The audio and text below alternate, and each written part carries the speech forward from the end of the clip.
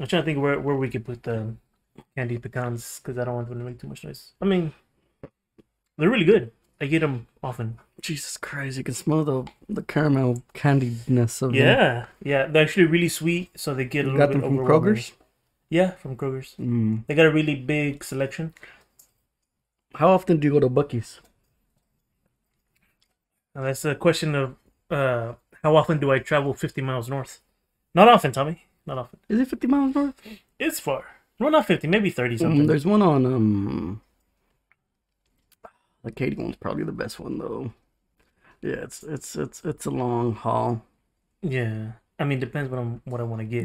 There's one going there is one going north towards not the small store. Fuck.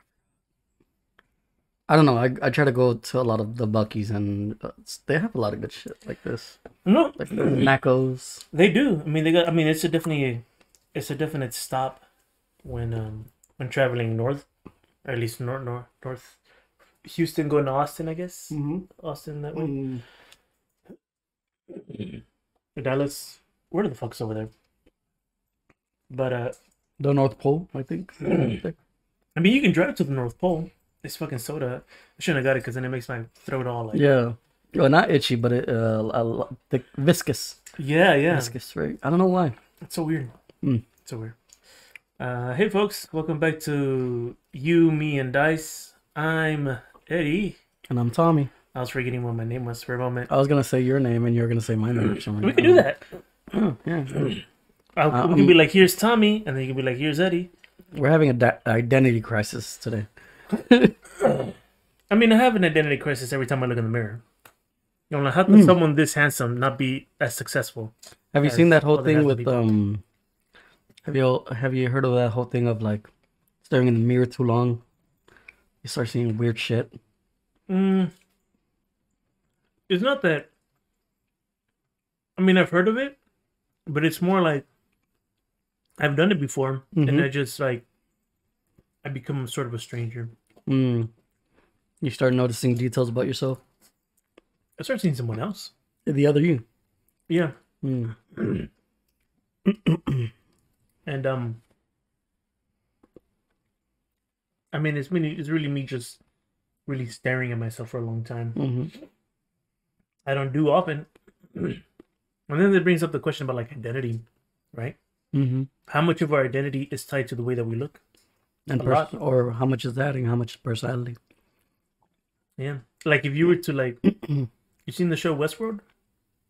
I Oh, think no. we saw Wait, no. we saw season 1 together. We saw season 1 together. I'm thinking actually Altered Carbon.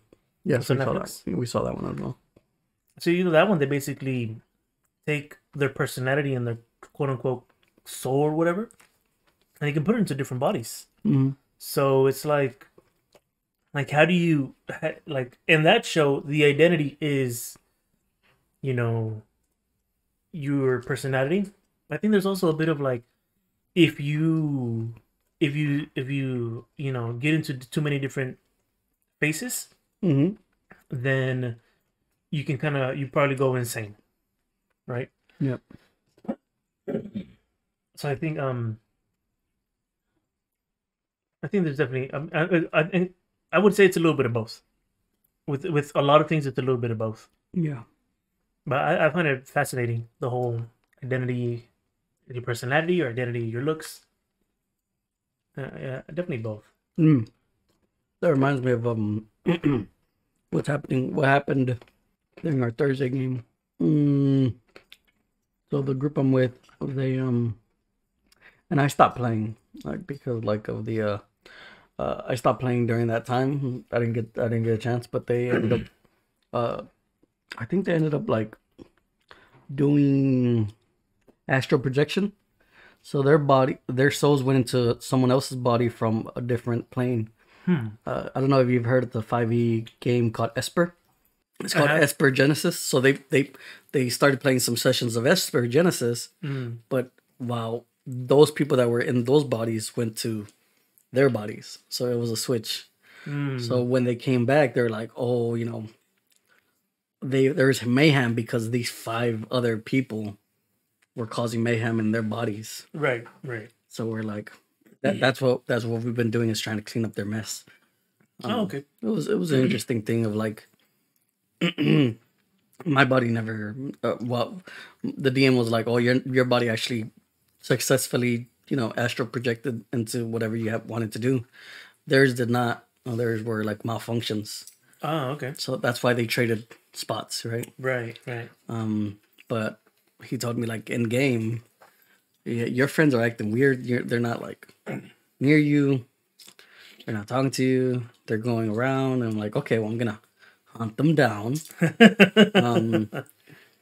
AKA stalk, I guess, whatever. Right. But, keep track of them. Yeah, and I was never able to keep track of them. It was fucking weird. But it was an interesting thing. Yeah. By the way, if you guys are hearing some weird chewing and mouth stuff, that's my dog. That's my pug, Keela. She's over there in the corner chewing on some toys. It's definitely not a 55-year-old man with no teeth that we have in the basement. Yeah, definitely not that. Fucking Stewart. I mean, Keela. I mean, some developments I told you about before we started the podcast is I managed to cure my lactose intolerance. It has been a plague my entire existence. Yeah. Really. I'll tell you this. Before I knew I had it, and I was it was elementary school, middle school. Mm-hmm. And I would eat like... They would give you milk. Well, like my mom would make like, in Spanish they call licuados.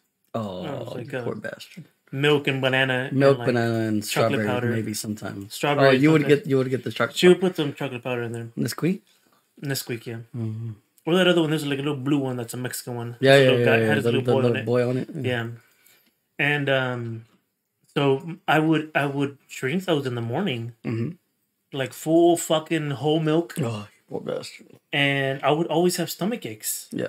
And I was always like, I don't know what's going on. I guess I just. So you would take shits in the restroom, or would you hold them? I would take shits in the restroom, or I would go to the nurse's office. Lucky bastard. I would go to the nurse's office. I would never think of that. Yeah. I would like, oh, my stomach is hurting. A lot of us didn't go to the restroom in middle school, high school, that kind of shit. Yeah. Hold it. 8 hours? Don't worry. Yeah. Well, I'll tell you this: if I couldn't go to the nurses, I would have to hold it. But it would suck so much. Yeah. Because the entire time my stomach just and it's audible. Yeah. People can hear it. It's audible. And so I just thought like, oh, I don't know what's wrong with me. I guess I just have stomach issues or whatever. And because I would eat dairy and I'm like, man, I guess the normal amount of bowel movements you're supposed to have is 4 a day or more. Which I didn't know that's not true. What is the normal? I hear a healthy amount is 2. 1 in the morning, 1 in the evening. So eventually I did find out, yeah, I am lactose intolerant. Some of you laters. I think it was in high school I found out. And I stopped with the milk basically because it would fuck me up. And then as I got older, I was like I would avoid eating anything dairy based out in public. At home, I wouldn't mind, like I wouldn't go out and eat nachos. Yeah. Or fucking anything with cheese, right? Just at home is my safe space to eat food. So what would be like the number one culprit of that? Would like, oh, this is gonna fuck you up. Oh man, I mean, cheesecake. Cheesecake would fuck me up a lot. Yeah. Cheesecake, cream cheese, all those like creamy cheeses kind of stuff. Which to you listeners, to celebrate my, Jesus curing me, I have some of those square chocolate cheesecakes, and they're pretty good. They're pretty good. But I think I was saying like I think it has to do with and I've been telling everybody, I'm cured. Like. Jesus saves, God is good. Give me all the cheese. Yeah. And Wisconsin. And yes, I was telling people, somebody's like, well, how did you do it? And I was like, I don't know. It's just a combination, I think, what I've been doing. Your lifestyle choices. My lifestyle choice, just like I'm eating a lot better now. I'm getting a lot more vegetables, a lot more greens. taking some uh, fish oils, and I don't know if this has anything to do with it, but it's part of what I'm doing, which is I'm taking showers, cold showers in the morning. So like I start working out in the morning. It's been a week. How many times have you looked at the sun? Well, if you've noticed, Tommy, the sun hasn't really been existing. It doesn't matter as long as you look at that way and you get some of those rays. Well, I'll tell you, I did it. I was able to do it twice. Okay. And Keyleth, you're making a lot of noise. You're being a little piggy. You're a little piggy. I'll probably just kick her out of the room. I'm gonna go kick her out of the room. Yeah. Look what I found. I found my PlayStation beanie. I don't know. It was in your house. I don't know why. So yeah. In my house. Your house. So yeah, I just got the dog out. So it was gonna be like a little break in the audio. But you were asking how many times I looked into the sun. I did it twice, and it felt good. It felt good. Emotionally, or you felt energized? A little energized, a little emotionally better, a bit more. I've been like I said, I've been working on being a bit more active and not reactive. Does that make sense? Like I don't want to Proactive. Yeah.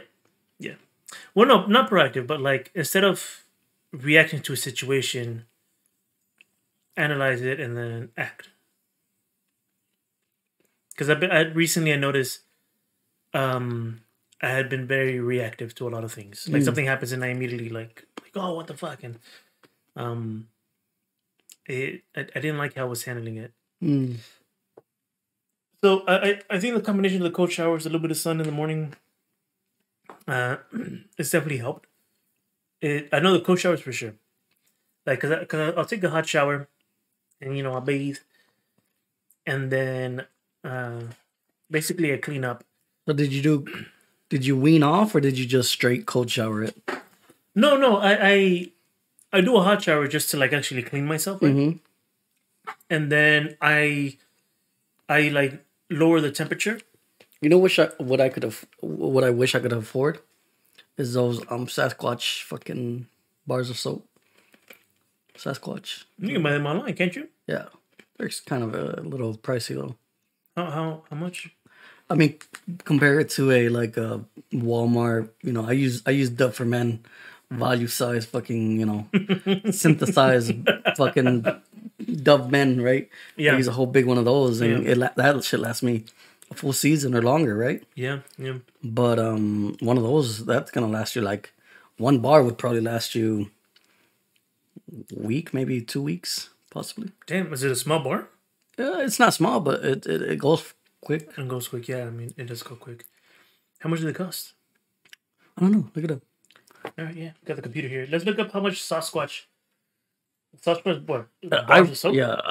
But they're like a friend gifted some to me. Oh, okay.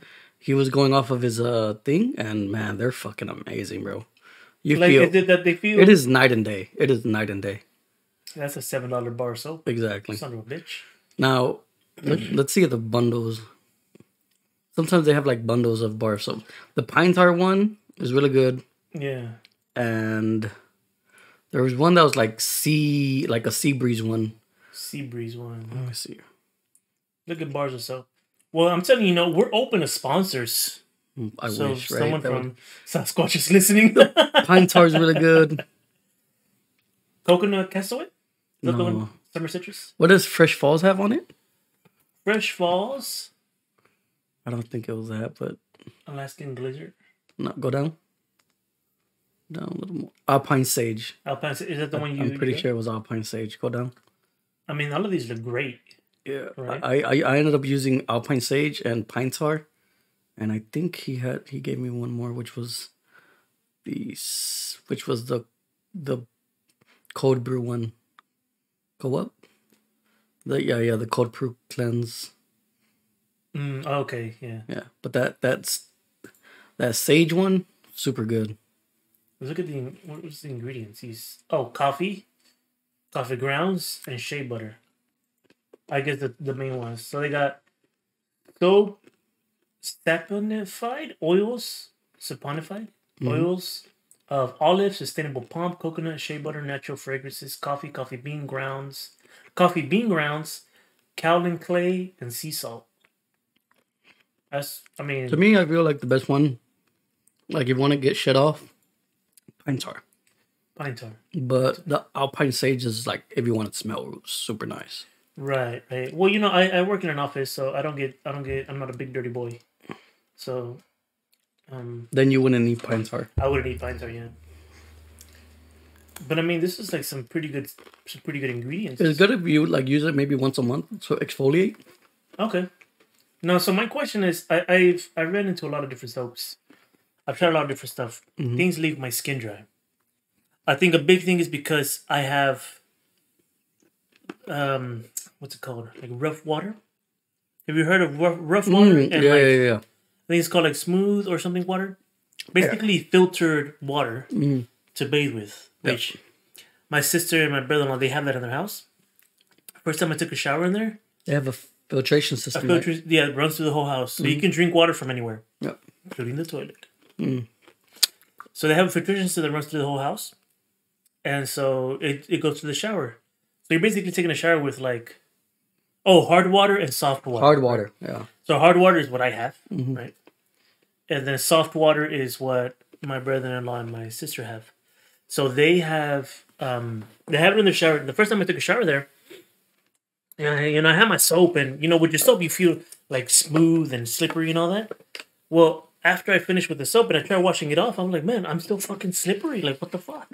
Like, I was like so confused. I didn't say anything, I thought I was like just because I just got back from Japan, right? Yeah. So I was like, I guess the soap is just different. I guess I forgot how the soap was. And then all these chemical fucking yeah. And then I just went on like that for like a week, and then I can't remember how it came up in conversation, but they're like, yeah, we have a filtered water throughout the whole thing.